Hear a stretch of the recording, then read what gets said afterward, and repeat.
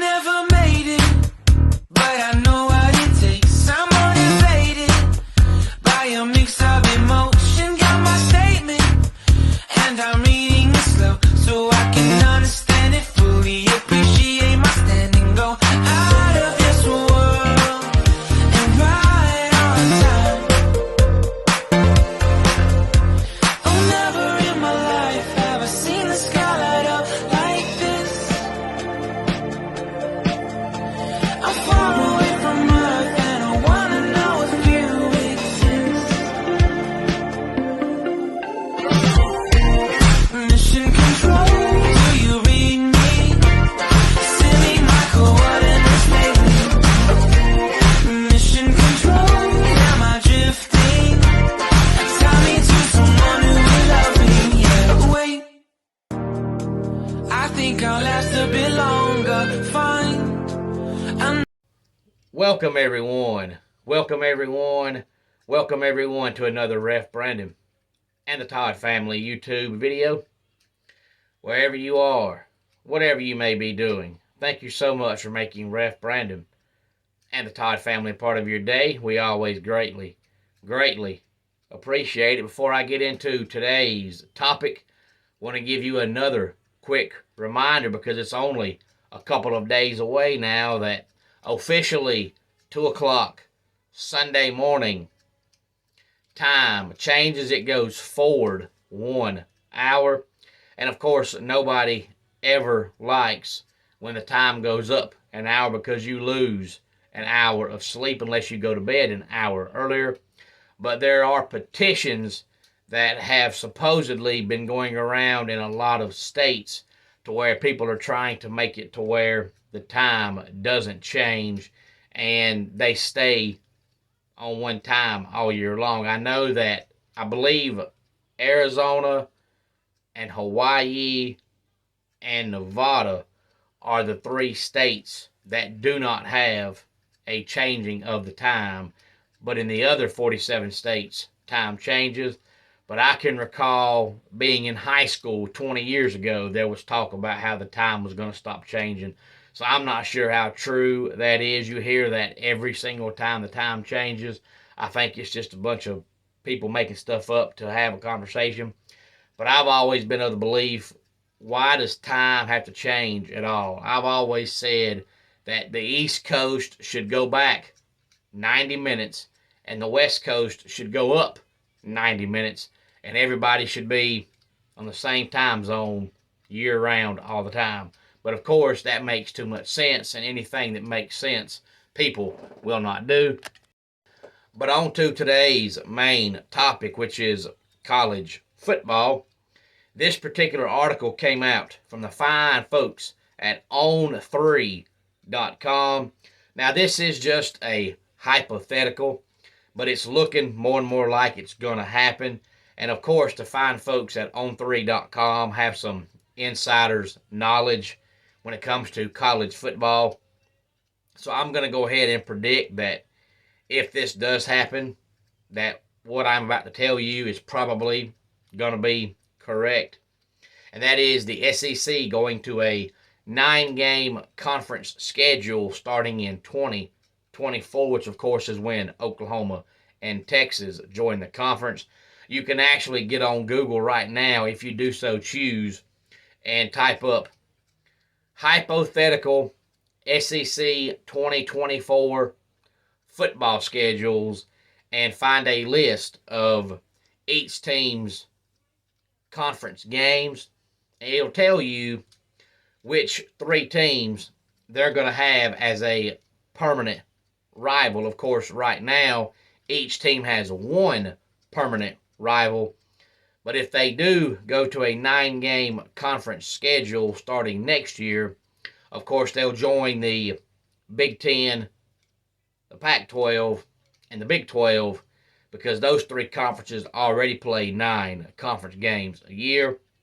But each team will have 3 permanent opponents or 3 permanent rivals, ever how you want to look at it. And then you will play every other team in the conference about every 2 years. So at least this way you'll be playing everybody in the conference, and it won't be like it is right now where some teams only play once every 20 years, which to me makes no sense. How can you have a team be in your conference and you not play that team?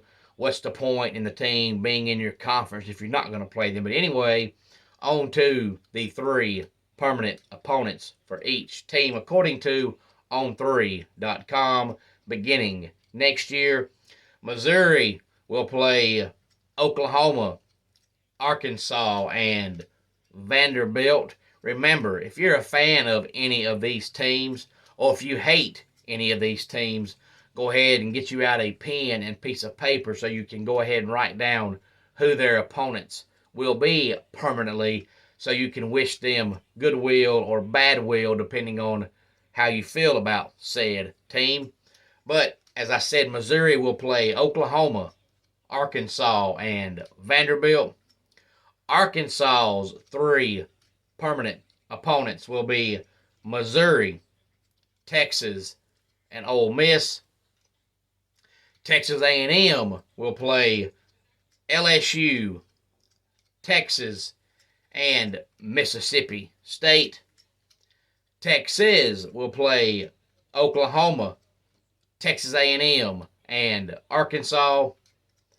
Oklahoma will play Texas, Missouri, and Florida. LSU gets Ole Miss, Texas A&M, and Alabama. Ole Miss gets Mississippi State, LSU, and Arkansas. Mississippi State gets Ole Miss, Kentucky, and Texas A&M. Alabama gets Auburn, Tennessee, and LSU. And because of Nick Saban's comments, this particular article by On3.com and other websites who have talked about it is getting a lot of publicity because Nick Saban has been complaining because he saw that hypothetically Bama's 3 permanent opponents are Auburn, Tennessee, and LSU. And of course, he's not happy because he's a coach. And of course, you're going to complain anytime you feel like your team is getting shafted. But if you look at every single team in the SEC's 3 permanent opponents, and you look at Bama having Auburn, Tennessee, and LSU, it looks like they got the 3 hardest permanent opponents. Now, we know Auburn has been down the last couple of years, but Auburn will not stay down. But Tennessee looks like they're getting better and better, and LSU is typically good. So Bama doesn't have any automatic wins on the schedule with those 3 opponents. But when you're one of the best teams in the country, you should be better than everybody you play regardless of how good they are. But Nick Saban's a coach, and every coach of every team and every sport in America is going to defend his team when he feels like his team is getting shafted. That's natural. That's normal. That's nothing out of the ordinary. That's what coaches do. Some coaches, even when their team has an advantage, they still pretend like their team doesn't have the advantage. That's just what coaches do. Vanderbilt will get Tennessee, Auburn, and Missouri. And Tennessee gets Vanderbilt, Alabama, and South Carolina. Kentucky gets Mississippi State, South Carolina, and Georgia. And Georgia gets Auburn, Florida, and Kentucky. Florida gets Georgia, South Carolina, and Oklahoma. South Carolina will get Florida, Tennessee, and Kentucky. And Auburn will get Alabama, Georgia, and Vanderbilt. And I've heard a lot of Tennessee fans this week complaining about Tennessee having South Carolina on the schedule because they don't consider South Carolina to be a rivalry like Kentucky is. And it's not right now.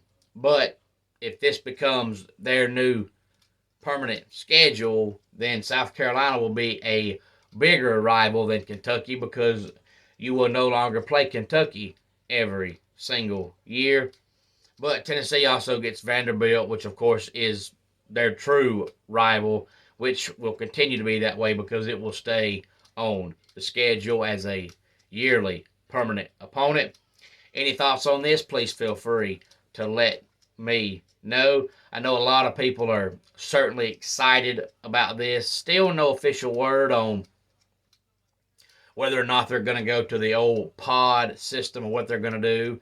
I don't think they will. I mean, there's still a chance they might, but I think they've had enough time to, if they were going to do that, announce it by now. So since they haven't announced it, I don't think they're going to do that. I think the schedule is going to stay like it is now. You'll just play 9 conference games instead of 8 conference games, and your 3 permanent opponents in your conference will be on your schedule every single year. But it will certainly look much, much different seeing Oklahoma and Texas in the SEC and not in the Big 12. The Big 12 is going through all sorts of changes. I went over Oklahoma's schedule this upcoming season in a video last week. If you have not watched that video yet, please go back and watch that video. But Oklahoma has, I believe it's 3 new teams on their schedule this year that are new to the Big 12. And they're going to play them one time, and then they're going to leave the Big 12 to go to the SEC. Now, of course, a lot of people are now wanting the SEC to get rid of Vanderbilt and one more team, not just to go down to 14 teams again, but also because they feel like they're hurting the conference because Vanderbilt and, one of the other bad teams, whether it's Missouri or Arkansas most years, whoever you choose, they're hurting the conference because they suck so bad, and they do suck, and they're going to continue to suck. Vanderbilt would suck in football in any conference they played in because they suck at football. But they're also very, very good at baseball, and they're also, most years, very good at college basketball. But also, Vanderbilt is the only school in the entire conference that actually cares about academics, and each conference has to meet a certain academic standard in order to participate in sports. And if you took Vanderbilt out of the conference, the SEC would not meet that requirement because without Vanderbilt, they would be way below the required grade you have to participate in sports. Because as I said, Vandy is the only team in the conference that cares about academics. They're actually a program that shows academics matters. The rest of the conference don't give 2 poops about academics. But again, any thoughts on it, please feel free to let me know. Homes for Our Troops is a publicly funded 501c nonprofit organization that builds and donates specially adapted custom homes nationwide for severely injured post 9/11 veterans. Since the 2004 inception, nearly 90 cents of every dollar spent has gone directly to our program services for veterans. Visit at hfotusa.org. Let's go ahead and get our dad joke of the day in here. A weasel walks into a bar. The bartender says, "Wow, I've never served a weasel before. What can I get you?" "Pop," goes the weasel. And I know that actually sounds funny, and it is funny, but that actually could be a true story because on my dad's side of the family, which is up in Tennessee, they don't call soft drinks by their name. They call them pop. And it used to drive me crazy because we would go visit them in the summertime when I was growing up. And we would go to a store and they would say, I'm going down the aisle to get some pop. And I knew they meant some kind of soda, but I didn't know which one. But it didn't matter if they got Mountain Dew, if they got Pepsi, if they got Dr. Pepper, if they got Diet Dr. Pepper. It didn't matter. They called them all pop. And it drove me crazy because one day they stopped and said, hey, run inside and get some pop. And I had no earthly idea which one I was supposed to get. So I had convinced myself that when I got back out, I was going to have the wrong one. And I haven't heard anybody call soda pop in probably 15 years until a couple of weeks ago, a coworker of mine was talking about some kind of soft drink and she called it pop. And I said, which one? And she said, well, you know, back in Kentucky, that's what we call it. I said, I know that's what they call it. Believe me, I've heard the stories. But it drives me crazy because if there was only one kind of soda, it's pop. But when you've got 25 kinds, it can't all be pop because if somebody goes to get you a pop, what kind of pop are they getting? Anyway, that wraps it up for today's Ref Brandon and the Todd Family YouTube video.